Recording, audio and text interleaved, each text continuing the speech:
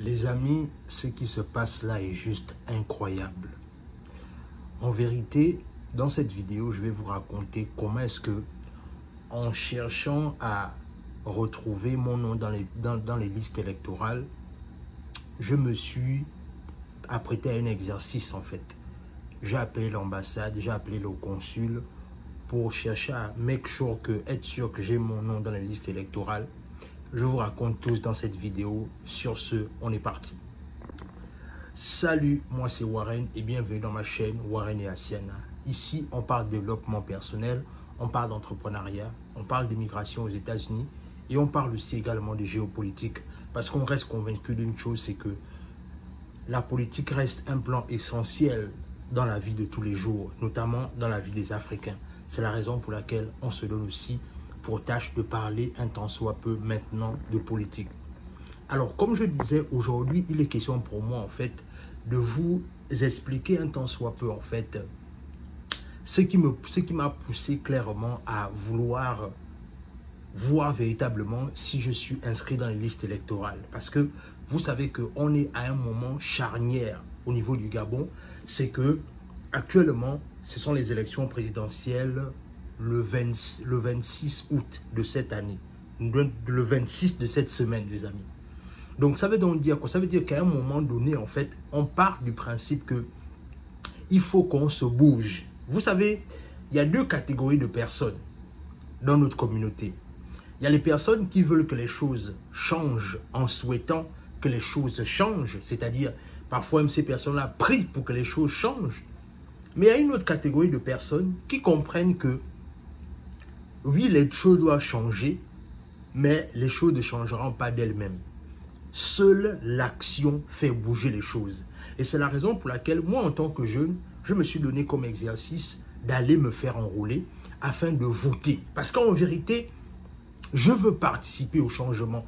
Je ne veux pas faire partie de la diaspora qui passe le temps à rester dans les réseaux sociaux en dénonçant et en ne faisant rien ou encore en ne proposant aucune solution. C'est la raison pour laquelle je me suis fait enrôler. Et comme je vous ai dit dans la vidéo précédente, c'est que on nous empêche de voter. Si tu n'as pas regardé la vidéo va s'afficher quelque part ici, tu pourras la regarder juste après. En vidéo, en résumé, ce qui se passe, c'est quoi? C'est-à-dire, on nous a empêché de voter parce qu'on a estimé que, enfin, le gouvernement du Gabon en place a estimé que les Gabonais qui sont dans la diaspora américaine, notamment au niveau du Canada et des États-Unis, n'auront que deux centres de vote, c'est-à-dire celui de New York et celui de Washington DC. Ce qui pour moi n'a aucun sens parce que je reste convaincu qu'on a une grande diaspora du côté du Canada et eux, en fait, ils sont complètement privés de vote. Les États-Unis n'en parlons même plus, en fait. Alors, et bien évidemment, il y a eu l'option là où on disait en fait que il serait possible de voter par procuration. Alors, ce que moi j'ai fait, alors comment ça se passe en fait le vote par procuration? Si par exemple tu devais voter quelque part, on te dit que tu ne peux plus voter là-bas, mais tu peux voter par procuration. Qu'est-ce que ça veut dire concrètement? Le vote par procuration en fait stipule le fait que tu appelles d'abord pour vérifier que ton nom est dans les listes électorales. Et maintenant, ce que tu vas faire maintenant, c'est que tu fais une lettre de procuration là où tu désignes quelqu'un pour voter pour toi. Et dans la lettre que tu vas soumettre, tu vas joindre une copie de ton identité. Ce qui fait que ça va rendre le processus crédible et les gens pourront vérifier ça dans l'ambassade. Moi, ce que j'ai fait en tant que jeune, qui me suis fait enrôler, parce que je tiens à rappeler qu'il y a une représentante de l'ambassade qui est venue nous faire enrôler ici dans le Nebraska. Moi, je suis allé me faire enrôler. Et quand je me suis fait enrôler, j'étais convaincu qu'en tout cas, si mon nom n'est pas, on va dire ça comment, si mon bureau de vote, celui de Houston est fermé, automatiquement, voilà, on va forcément me transférer. Ce que j'ai fait, c'est que j'ai appelé l'ambassade, j'ai appelé le consul. Alors d'abord, quand j'appelle l'ambassade, on a pris mes informations, on a dit on va me rappeler, on ne m'a pas rappelé. Ce qui s'est passé maintenant, c'est que j'ai appelé le consul et en appelant le consul, la dame a pris mes informations. Il y a une dame représentante qui a pris mes informations. Et dans les 5 minutes qui suivent, il y a un monsieur qui m'appelle. Alors, quand le monsieur m'appelle, il me dit en fait que voilà, monsieur tel, on a On a vu qu'il n'y a pas votre nom dans les listes électorales. On ne sait pas ce qui se passe. Je suis là, mais je dis, mais qu'est-ce qui se passe là? Qu'est-ce qui se passe concrètement? Non, je me suis fait enrôler en fait. J'ai encore même mon ticket avec moi. Ça veut donc dire que c'est crédible ce que je raconte. Vous ne pouvez pas me dire que mon nom n'est pas dans les listes électorales. Il me dit non, on a fait le constat, on a regardé, on ne voit pas votre nom dans la liste électorale.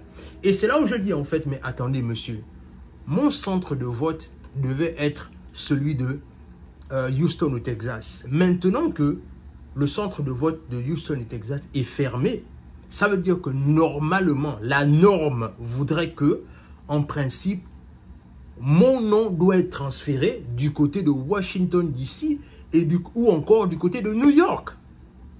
Mais nul n'a été ma surprise que de constater que il me dit bien que ce soit ni à New York, ni à Washington DC, il n'y a pas mon nom dans les listes électorales. Et c'est là où je m'amène à me poser la question de savoir, ça veut donc dire que s'il n'y a pas mon nom dans les listes électorales, ça veut donc dire qu'à un moment donné, en vérité, ce qui se passe, c'est que les bureaux de vote qu'on n'a pas retenus au final pour qu'ils doivent aller voter, ça veut simplement dire que les personnes qui se sont fait enrôler là-bas, leurs noms ont été purement et simplement supprimés.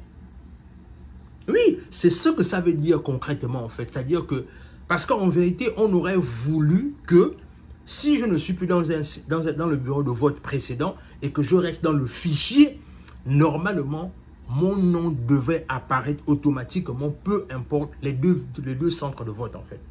Mais en vérité, ce n'est pas le cas. Et en vérité, vous savez, il y a un goût amer par rapport à cette élection. Le goût amer qu'il y a, c'est que malheureusement, de toutes les élections présidentielles que le Gabon ait connues, du moins celles que j'ai pu assister, de ma petite expérience, je réalise en fait que celle-ci est celle-là qui fait le plus trembler le pouvoir en place. Et en vérité, ne prenez pas mes propos comme étant de l'activisme parce que ce sera réducteur de penser que je suis un activiste. Non, je ne suis pas un activiste. Je suis un jeune Gabonais entrepreneur qui comprend les enjeux de la politique, même dans son business. C'est la raison pour laquelle j'ai commencé à parler de politique. En vérité, j'aurais pu me foisonner sur ma vie entrepreneuriale. Mais je reste convaincu d'une chose, c'est que l'entrepreneur qui ne parle pas de business, qui ne parle pas de politique, c'est la politique qui va parler de ses affaires. Donc, en vérité, ce que je vais simplement dire à travers cette vidéo, c'est que je réalise en fait que le pouvoir en place est en perte de vitesse. Et conscient du fait qu'elle est en perte de vitesse, elle va tout faire pour multiplier les différentes tentatives pour pouvoir se maintenir au pouvoir. Et la preuve en est, aujourd'hui, j'ai regardé dans les nouvelles, là où on a clairement interdit au professeur Albert Ondossa de continuer sa tournée dans le Gabon profond. C'est-à-dire, il avait affrété un avion dédié à continuer à tourner dans le Gabon profond pour rencontrer les populations. Mais après 3 tournées dans l'intérieur du pays, l'avion qu'ils avaient loué pour pouvoir continuer leur périple a été bloqué en fait. C'est-à-dire, les dirigeants, c'est-à-dire les pilotes de l'avion ont reçu une instruction venant du bord de mer disant qu'ils ne doivent plus continuer à partir avec ces gens-là dans le Gabon profond. Mais voilà ce que ça traduit les élections en Afrique. Ce que ça traduit en Afrique, c'est que malheureusement, on en est encore réduit à ça. On en est encore réduit à cette époque-là où, malheureusement, c'est le roi qui décide. Oui, c'est le roi qui décide. Et nous, on ne va pas et on ne peut pas laisser cette élection comme ça. La détermination du peuple va être salutaire pour cette élection. Et c'est la raison pour laquelle le peuple devra se mobiliser. Nous, dans la diaspora également, on est en train de se mobiliser. Mais les plus grands enjeux vont se jouer du côté du Gabon. Et c'est la raison pour laquelle nous, on va continuer à donner de la force parce qu'on reste convaincu que les choses doivent changer. Et nous, ce qu'on espère du fond du cœur, c'est que le Gabon connaisse un autre président. Et que le nom des gars-là aille d'abord se reposer. Dans tous les cas, c'est ce que je voulais partager avec toi. Dis-moi ce que cette vidéo t'inspire en commentaire. Abonne-toi à la chaîne, partage la vidéo autour de toi. laisse un like, laisse un commentaire. Et sur ce, on se dit à la prochaine.